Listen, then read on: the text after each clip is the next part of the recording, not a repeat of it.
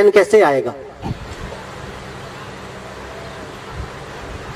हम रोजमर्रा की जिंदगी में अपने जिंदगी के प्रैक्टिकल अनुभव देखें। हे प्रभु एक बाइक दिला दो, बस एक बाइक दिला दो, बस। बाइक मिलते ही पुरानी हो गई।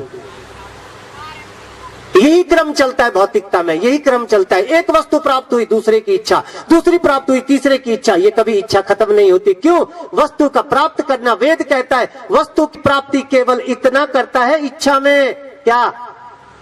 जैसे अग्नि में घी काम करता है। अग्नि में घी क्या काम करता है जी? अग्नि को बढ़ाता है ना, कहते ऐसा काम करता है। उस वस्तु का मिलना और इच्छा का जागृत होना, अगली वस्तु का प्राप्त होना और इच्छा का जागृत होना। और हम क्या मान बैठते हैं? बस यही जो प्राप्ति हो रही है, वाह वाह वाह वाह। फिर उसी में ये तो खराब हो गई जी, ये तो वो हो गई जी, दौड़ो अब लगाओ कंपनी के चक्कर, ये तो जी गड़बड़ हो। उसी उथल पुथल में जिंदगी सत्यानाश कर देता है इंसान, खत्म हो जाती है जिंदगी। और फिर अंतिम पड़ाव में कहता है पता ही नहीं चला, पता ही नहीं चला। ऐसा लगता है अब भी तो बचपन में थे, अब भी तो जवान थे। भाई ये तो युगों से समझाते आए महात्मा कि तुझे पता ही नहीं चलेगा, तुझे पता ही नहीं चलेगा ये बाल सफेद कब हो जाएंगे, तुझे पता ही नहीं चलेगा, क्योंकि तू इस ओर अग्रसर हुआ ही नहीं है भाई। तू जो लक्ष्य था, लक्ष्य की ओर तू अग्रसर नहीं हुआ। तू तो किसी और ही प्रपंच में पड़ा रहा, और ही प्रपंच में पड़ा रहा तू। कौन से में? निंदा, चुगली, ईर्ष्या, द्वेष, बैर, नफरत, इसमें पड़ा रहा तू। 5 विकार तुझ पर हावी रहे, काम, क्रोध, लोभ, मोह, अहंकार। काम अर्थात कामना, निरंतर नई कामना। युगों से कर रहे हैं हम, ये दौड़ चली रही है, ये दौड़ चली रही है, इस जीव की, इस आत्मा की ये दौड़ चली रही है। ये दे दे प्रभु, ये दे दे प्रभु, प्रभु ये दे दे, प्रसाद चढ़ाऊंगा 1 किलो लड्डू प्रभु को। यही कर रहे हैं। अरे प्रभु को क्या लेना देना लड्डू से? कैसे प्रभु को?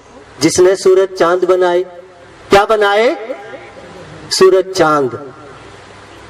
जिसने सूरज चांद बनाया, जिसने तारों को महकाया। अरे कमाल हो गया। जो इतना बड़ा निर्माता है, जो इतना कॉम्पिटेंट है, जो समर्थ है, उसको हम रिश्वत दे रहे। अगर तो कुछ मांग नहीं रहे तो देना मुबारक है, लेकिन मांग तो हमारी निरंतर, फिर अगली, फिर तीसरी। क्योंकि किसी चीज को देने के बदले में जो चीज हम मांगते हैं वो रिश्वत ही है, तो सौदा है। किसी चीज को देने के बदले में कुछ नहीं मांगते, वो समर्पण है, वो भक्ति है। कुछ नहीं चाहिए प्रभु, कुछ नहीं चाहिए। जो दिया है वो भी कम नहीं है। हम शुक्र कर पाए तेरा, जो दिया है वो भी क्या कम है?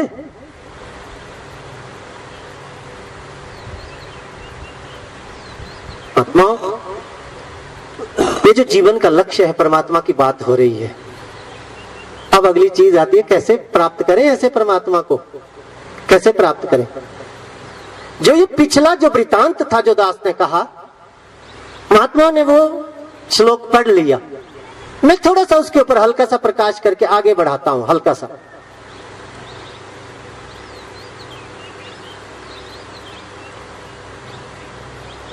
एक उपनिषद बना जिसमें यम महाराज, यम जी जो अपने दूत भेजता है ना, यम जी ऋषि नचिकेता जी को ज्ञान करवाते हैं परमात्मा का।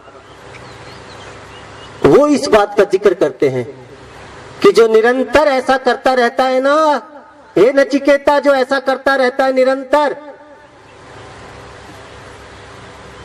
उसको मूर्ख कहा, मूढ़ कहा। मूढ़ संस्कृत में मूढ़ कहते मूर्ख को। यम जी कह रहे मूर्ख, मैं नहीं कह रहा हूं, मैं तो यम जी की बात को आपके आगे सुना रहा हूं। लेकिन सत्य है, सत्य है कि जो केवल यही मानता है सब कुछ इधर ही है, कुछ नहीं, सब बकवास कर रहे हैं, सब देखा है हमने। अरे इसी झमेले में यही तो दिक्कत है, हे इंसान तेरे साथ, तू सब कुछ जानता है। कहते रहने दो, सब जानता हूं मैं। यही पतन का कारण है कि मैं सब जानता हूं। काश मेरी वो अवस्था मानती कि नहीं महाराज, ये तो महात्मा ही कहते हैं, नहीं महाराज मुझे कुछ नहीं आता, मुझे कुछ नहीं आता, मैं जीरो हूं। मैं सबसे छोटा हूं। नियम के खिलाफ चलते हैं हम, और फिर सुकून पाना चाहते हैं। संभव नहीं है ना, परमात्मा ने ऐसा नियम नहीं बनाया। नहीं मिल सकता सुकून, भले जो कुछ मिल जाए, सुकून नहीं मिलेगा, चैन नहीं मिलेगा, अमन नहीं मिलेगा, शांति नहीं मिलेगी। आपसी मिल बर्तन, प्रेम, प्यार, प्रीत, नम्रता नहीं हो सकता है। भौतिकता के ये गुण नहीं है, भौतिकता को प्राप्त करके ये नहीं हो सकता। इसलिए यम जी कहते हैं, ना सांपराय प्रतिभाति बालम प्रमाद्यंतम वित्त मोहेन मूढ़म अयम लोके न परा अस्ति इति मानी पुनः पुनः माम वशम आपद्यते में। जो ऐसा मानता है, जिसने ऐसा, जिसका ऐसी अवस्था बन गई है, हे नचिकेता, वो बार बार मेरे वश में आता है, फिर मरता है, फिर जन्मता है। पुनरपि जननम पुनरपि मरणम पुनरपि जननी जठरे शयनम। वो बार बार इसी क्रम में पड़ा रहता है, लेकिन वो उम्मीद आनंद की करता है। कमाल की बात है। उम्मीद क्या है? आनंद आ जाए, सुकून आ जाए, चैन आ जाए, शांति देना प्रभु। और जो शांत है उसके साथ जुड़ना नहीं चाहता है। कमाल है। जो शांत का स्रोत है उसके साथ नहीं जुड़ना चाहता है। जिसके लिए स्तुति गा रहे हैं उसको जानना नहीं चाहते हैं। कमाल हो गया ये तो कोई देखो ना, समझो, थोड़ा सा बात को समझो। ठंडक लेना चाह रहे हैं, गर्मी है ना इस टाइम, टेम्परेचर ज्यादा है, क्या चाहिए? ठंडक चाहिए। हाँ, थोड़ी सी ठंडी हवा आ जाए। और खड़ा है धूप में, खड़ा रहना चाहता है धूप में, और फिर चाहता है कि हाथ ठंडा नहीं हो रहा है। ठंडा कैसे आएगा? वे धूप में खड़ा है, धूप का नियम है, क्यों? तो उससे गर्मी मिलेगी। धूप की वजह से टेम्परेचर बढ़ा हुआ है, और ये वाली ऋतु चली हुई है, तो उससे तो तपिश मिलेगी। तो क्या करना पड़ेगा? जिस वस्तु से, जिस विधि से, जहां से जो ठंडक का स्रोत है, उसके कनेक्शन में जाना, कनेक्ट करना पड़ेगा अपने आप को, बॉडी को। वहां पंखे के करीब चले गए, छाया में चले गए, पेड़ के नजदीक चले गए, उसकी छाया में बैठ गए, जल के तालाब में चले गए। ऐसा ही है ना?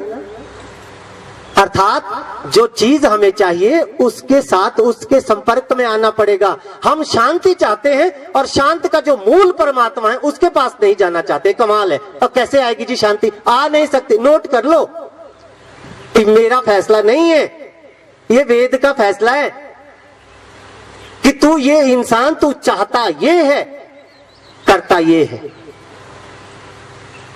तेरा सिलेक्शन गलत है, तेरा चयन गलत है, इसलिए तो दुखी है। महात्मा बुद्ध की बात हुई, सिद्धार्थ के घर में कोई कमी थी? कोई कमी नहीं थी, महात्मा बने। धन, वैभव, ऐश्वर्य की कोई कमी नहीं थी। राजा के घर का राजकुमार, कोई कमी नहीं थी। कमाल की बात है। एक सेठ ने महात्मा बुद्ध का सत्संग करवाना था। एक वाटिका, एक राजा से अपने राज्य में एक वाटिका लेनी थी। कहां जैसे कराऊं, कहां जैसे कराऊं, बड़े लोग आएंगे, बड़े लोग आएंगे। बस इस बात के माध्यम से यहाँ के सज्जनों का धन्यवाद भी करेगा साथ में, क्योंकि ये जो वक्तव्य है ये धन्यवाद का ही है।